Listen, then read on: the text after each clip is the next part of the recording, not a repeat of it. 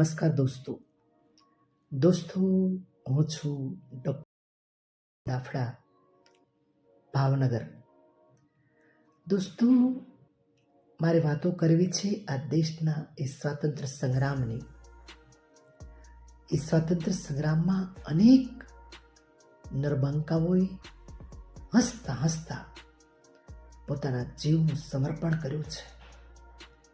હસતા હસતા આ દેશ ખાતર પોતાના જીવની આહુતિઓ આપી છે. એવા અનેક વીરબંકાઓની કથા આજે પણ ભારતના ઇતિહાસમાં અમર પડી છે. આ દેશની આઝાદી માટે અનેક મહિલા ક્રાંતિકારીઓએ પણ પોતાનું સર્વસ્વ જીવન સમર્પિત કર્યું છે. દોસ્તો, એ પૈકીનું એક અદ્ભુત ચરિત્ર, એક અદ્ભુત વ્યક્તિત્વ, જેમની આ યશ ગાથાને, આ શૌર્ય ગાથાને મારે આપની સમક્ષ પ્રસ્તુત કરવી છે. અને એ નામ છે રાણીમાં ગાયડિન્યુ. રાણીમાં ગાયડિન્યુ. મિત્રો, હેરાકા આંદોલન દ્વારા અંગ્રેજો સામે જંગે ચડનાર રાણીમાં ગાયડિન્યુ નાગપુર, મણિપુરના વતની હતા. 26મી જાન્યુઆરી 1915ના રોજ તેમનો જન્મ થયો હતો. રાણીમાં એ તો બાળપણથી જ પરાક્રમી. મિત્રો, મને કહેતા આનંદ થાય છે કે માત્ર રાણીમાં ગાયડિન્યુની ઉંમર જ્યારે 13 વર્ષની હતી, 13, તેમણે મણિપુરમાં અડ્ડો જમાવી બેઠેલા અંગ્રેજો સામે ભાઈ જાદોનાંગ સાથે લડત આપી. અંગ્રેજોએ જાદોનાંગની ધરપકડ કરી, તેમના પર મુકદ્દમો ચલાવી અને ફાંસી આપી. ભાઈના મોતનો બદલો લેવા ગાયડિન્યુ હવે તડપવા લાગ્યા હતા. રીતસરની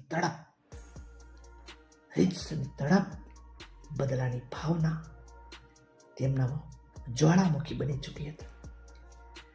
જેમી વ્યાંગમેથી અને રાંગમેથી નામના નાગ જાતિના કબીલાઓનું સંગઠન કરી હારકા નામનું આંદોલન ચલાવ્યું. અંગ્રેજો સામે છાતી લડી લેવાનું આહવાન કર્યું. આ ચળવળ માટે તેમણે નદીના બરફવાળો વિસ્તાર પસંદ કર્યો. આ તરફ અંગ્રેજ સેના પહોંચવાની હિંમત કરતી ન હતી. ત્યાં તો જોતજોતામાં ગાયડિન્યુના નેતૃત્વ હેઠળ મણિપુરના પશ્ચિમ જિલ્લા, દક્ષિણ નાગભૂમિ, ઉત્તર કચ્છારના પર્વતીય ક્ષેત્રમાં સ્વતંત્રતાની આગ એ જ્વાળામુખી બનાવી હતી. આ ચળવળને દાબી દેવા જેપી મિલ્સનના નેજા હેઠળ 3જી અને 4થી અસમ રાઇફલ્સના કેટલાક સૈનિકોને કામે લગાડી દેવામાં આવ્યા હતા.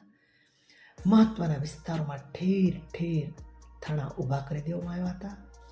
સરકારે ગાયડિન્યુનો પતો આપનારને દોસ્તો એ સમયે 5,000 રૂપિયાનું ઇનામ અંગ્રેજ સરકારે જાહેર કર્યું હતું. પરંતુ એક પણ નાગ જાતિનો માણસ એવડી મોટી રકમથી સહેજે ન લલચાયો. ગાયડિન્યુને તેઓ દેવી માનતા હતા. સરકારે હવે નાગ પ્રજા પર ત્રાસ ગુજારવા માંડ્યો. તેમના ઘર સળગાવી દીધા. કેટલાયને જેલમાં પૂરીને ઢોર મારવામાં આવ્યો. 16મી ફેબ્રુઆરી 1932ના રોજ નાગ પ્રજા અને અંગ્રેજ સેના વચ્ચે ભીષણ સંગ્રામ ખેલાયો. અદ્યતન શસ્ત્રો ધરાવતી અંગ્રેજ સેનાએ અસંખ્ય નાગ લોકોની લાશોનું ઢગ ખડકી દીધું. પુંગવેલી ગામે આગ ચાંપી તેમના ઝૂંપડા સળગાવવામાં આવ્યા. નાગ પ્રદેશમાં હાહાકાર મચી ગયો. આ કામ પાયમાલી પછી અંગ્રેજોના આક્રમણથી બચવા ગાયડિન્યુએ પોલોમી પાસે એક દુર્ગ બનાવવાનું નક્કી કર્યું. આ દુર્ગનું કામ ચાલુ હતું ત્યાં એક દિવસ અસમ રાઇફલ્સની એક ટુકડીએ નાગ લોકો પર ઓચિંતો હુમલો કર્યો. નાગ લોકોએ તેમનો હિંમતપૂર્વક સામનો કર્યો. અંતે ગાયડિન્યુ તેઓ ઝડપાઈ ગયા, પકડાઈ ગયા.